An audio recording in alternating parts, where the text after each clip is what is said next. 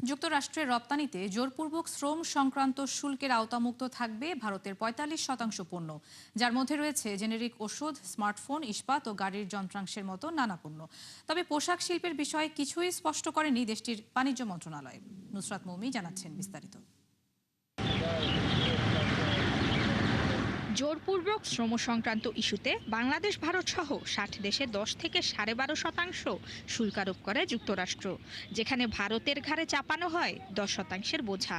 তবে এ থেকে মুক্ত থাকবে দেশটিতে রপ্তানি করা মোট পণ্যের ৪৫%, যার মধ্যে রয়েছে জেনেরিক ওষুধ, স্মার্টফোন, ইস্পাত, অ্যালুমিনিয়াম ও গাড়ির যন্ত্রাংশের মতো পণ্য। এ তথ্য জানিয়েছে ভারতের বাণিজ্য ও শিল্প মন্ত্রণালয়। তবে পোশাক রপ্তানির বিষয়ে সুস্পষ্ট কিছু জানায়নি মন্ত্রণালয়। তবে বহুল প্রতীক্ষিত দ্বিপাক্ষিক বাণিজ্য চুক্তিতে বস্ত্রশিল্প সহ খাতভিত্তিক বিভিন্ন বিষয় নিয়ে আলোচনা অব্যাহত রাখবে দুদেশ। বিশ্লেষকদের শঙ্কা, জেনেরিক ওষুধে ট্রাম্পের ২০০% শুল্ক আরোপে বড় ধাক্কা আসতে পারে ভারতের ওষুধ শিল্পে। তথ্য বলছে ২০২৫ সালে $২৬ বিলিয়ন ওষুধ রপ্তানি করেছে দিল্লি, যার ৩৮% গিয়েছে যুক্তরাষ্ট্রের বাজারে।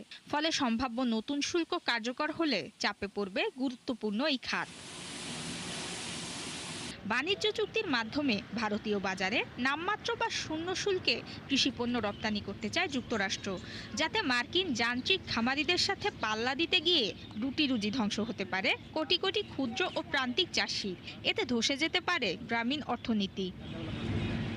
বার্তা সংস্থা রয়টার্সের তথ্য বলছে, মার্কিন অভ্যন্তরীণ তদন্ত প্রক্রিয়ায় কিছুটা দেরি হচ্ছে ভারত যুক্তরাষ্ট্র বাণিজ্য চুক্তি, যা চূড়ান্ত হবে আগামী ২ থেকে ৪ মাসের মধ্যেই।